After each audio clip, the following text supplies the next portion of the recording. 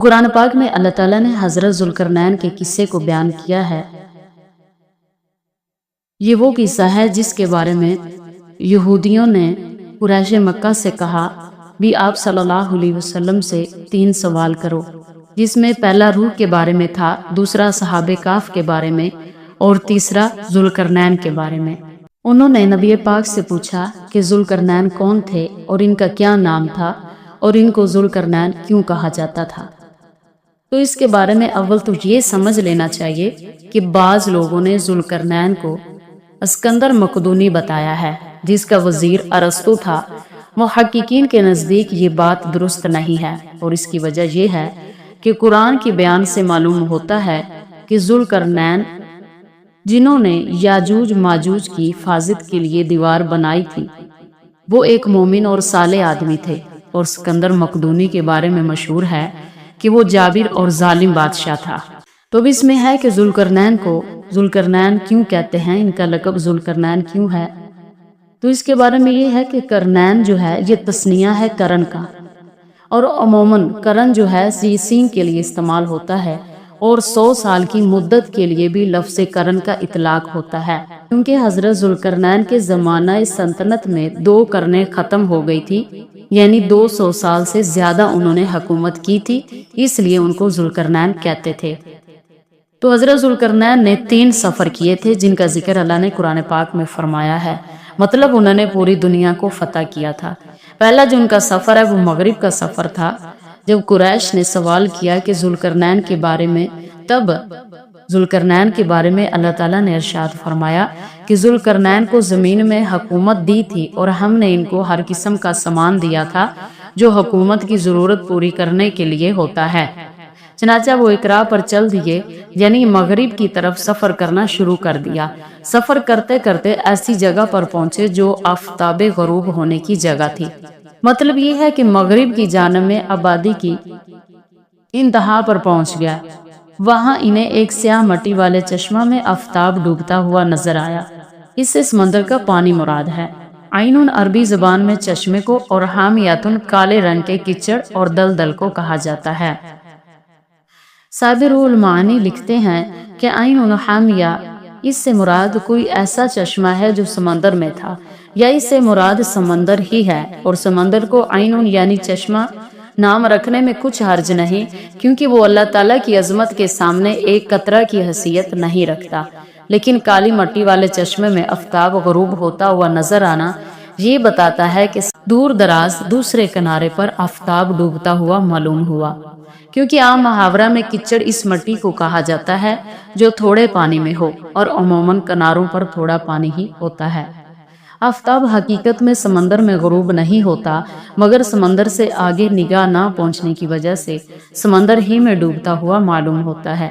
جن حضرات نے سمندری سفر کیے ہیں انہوں نے بارہا پانی کے جہاز میں یہ منظر دیکھا ہوگا۔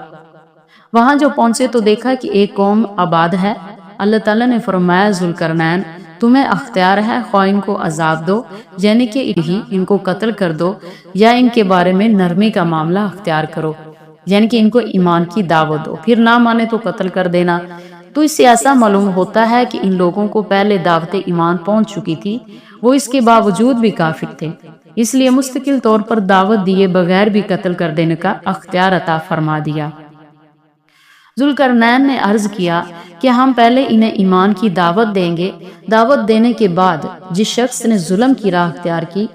یعنی کفر پر ہی برقرار رہا، تو ہم اسے سزا دیں گے،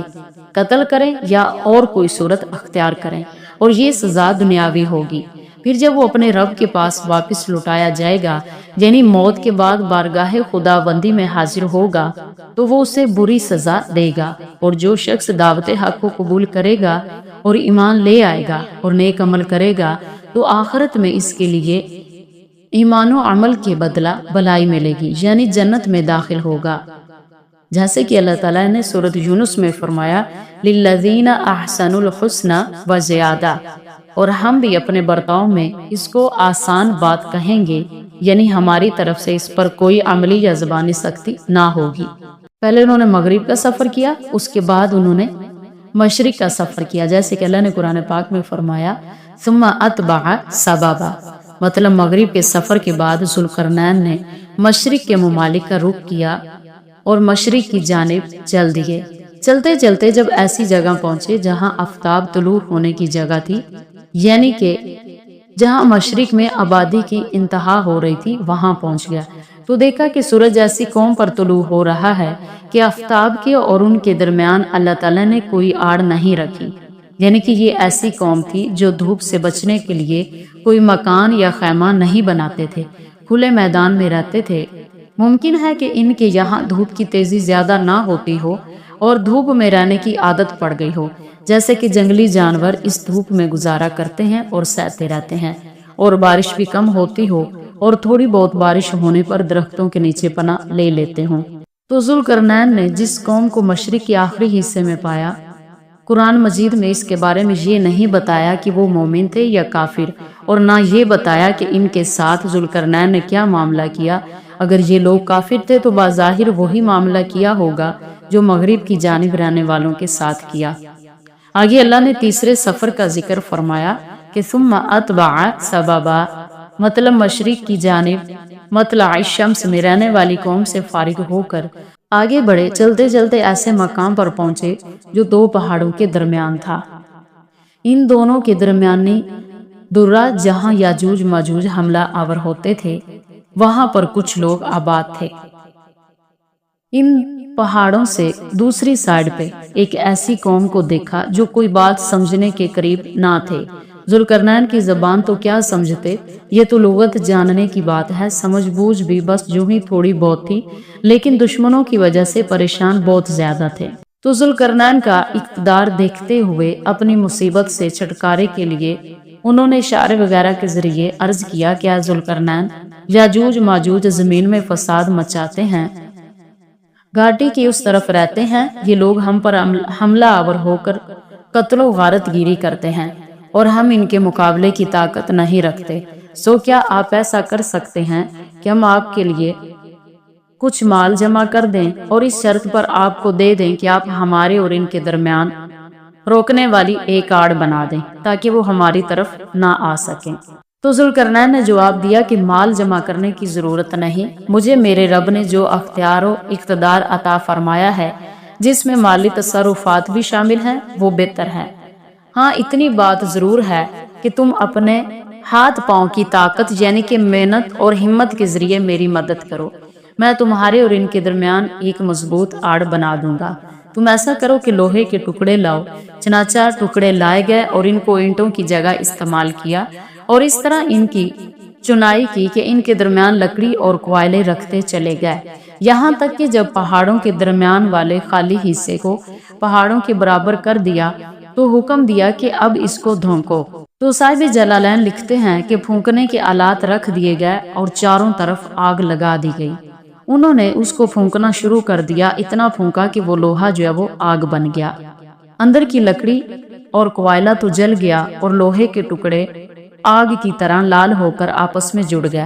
مضبوط دیوار کے لیے تو یہی کافی تھا، لیکن انہوں نے یہ کیا کہ تانبا طلب کیا اور ان لوگوں سے فرمایا کہ میرے پاس تانبا لے آؤ تاکہ میں تانبے کو اس پر ڈال دوں۔ چنانچہ پگھلا ہوا تانبا اس لوہے میں ڈال دیا گیا جو خوب زیادہ گرم تھا۔ اول تو وہ خود ہی آپس میں مل کر جام ہو چکا تھا، پھر اس کے اوپر پگھلا ہوا تانبا ڈال دیا گیا جو لوہے کے ٹکڑوں کے اندر بچی کچی جگہوں میں داخل ہو گیا اور اس طرح سے ایک مضبوط دیوار بن گئی۔ اس دیوار کی بلندی اور پختی اور چکنے پن کی وجہ سے یاجوج ماجوج نہ اس پر چڑھ سکے اور نہ اس میں نقب لگا سکے۔ جب ذوالقرنین دیوار بنا کر فارغ ہوئے تو کہنے لگے، ھذا رحمت من ربی، کہ یہ میرے رب کی طرف سے بڑی رحمت ہے، اور دیوار کا تیار ہو جانا مجھ پر اللہ تعالیٰ کی بڑی رحمت ہے، مجھے اس نے اس کام میں لگایا اور ان لوگوں کے لیے بھی رحمت ہے جن کو یاجوج ماجوج دکھ دیتے تھے اور غارت گیری کرتے تھے۔ اب دیوار کے ادھر رہنے والوں کو اللہ تعالیٰ نے یاجوج ماجوج سے محفوظ فرما دیا۔ آگے اللہ تعالیٰ نے فرمایا فَإِذَا جَاءَ وَعْدُ رَبِّي جَعَلَهُ دَكَّا، سو جب میرے رب کا وعدہ آ پہنچے گا، یعنی کہ جب اس کے فنا ہونے کا وقت لوٹ آئے گا تو میرا رب اسے چورا چورا بنا دے گا۔ وَكَانَ وَعْدُ رَبِّي حَقًّا، اور میرے رب کا وعدہ سچا ہے، یعنی کہ اس نے جو کچھ وعدے فرمائے ہیں اور اپنی مخلوق کے بارے میں خبریں دی ہیں وہ سب سچی ہیں اور ان کا وقوع ہونا ہی ہوتا ہے۔